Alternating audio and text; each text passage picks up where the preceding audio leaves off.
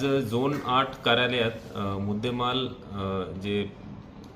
ज्यांच्या गेलेला आहे तसे सर्व विक्टिम्स त्यांना मुद्देमाल परत करण्याचा कार्यक्रम आम्ही ठेवला होता आणि याच्यामध्ये झोन 8चे 7ही पोलीस स्टेशन त्यांचा सहभाग होता. त्यांचे मुद्देमाल कारकून आणि अधिकारी त्यांनी जे मेहनतीने चोरीच्या आणि इतर मुद्देमाल जे रिकवर केला आणि मग कोर्टाची परमिशन घेऊन जे विक्टिमला परत करण्यासाठी सर्व पूर्तता करून आज असा टोटल 250 गुन्ह्याचा मुद्देमाल आम्ही परत केलेला आहे आणि त्याच्यामध्ये मेजॉरिटी मोबाईल फोन्स आहे. त्याच्यामध्ये 200च्या वर मोबाईल फोन्स आहे आणि बाकी इतर मौल्यवान वस्तू जसे की गोल्ड चेन्स, कॅश, इतर वस्तू आहे. याच्यामध्ये जे विक्टिम्स आहे ते सर्व इथे आले होते आणि इथे एक चांगला कार्यक्रम झाला. त्यांना मुद्देमाल रिटर्न केला, त्यांनी पोलिसांचे आभार व्यक्त केला आणि असा कार्यक्रम आम्ही नेहमी करत असतो.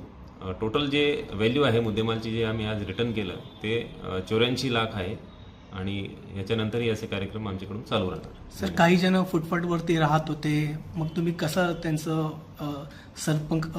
साधून ते फोन रिटर्न केला?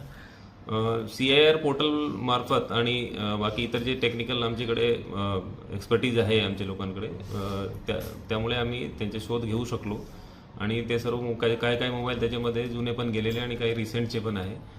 तर या प्रकारे आमची डेडिकेटेड टीम्स याच्यामध्ये काम करते आणि त्यामुळे हे मोबाईलचा शोध लागला.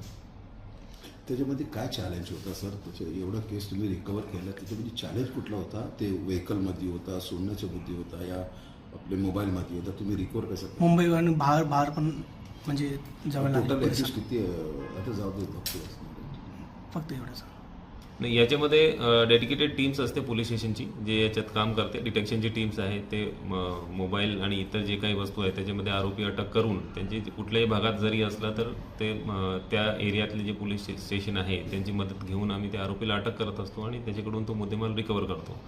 आणि याच्यामध्ये बरेचदा आमची टीमला बाहेर परदेशात जावं लागतो आणि इतर राज्यात जाऊन आम्ही हे मुद्देमाल याच्यामध्ये बरेचशा रिकवर केलेला आहे.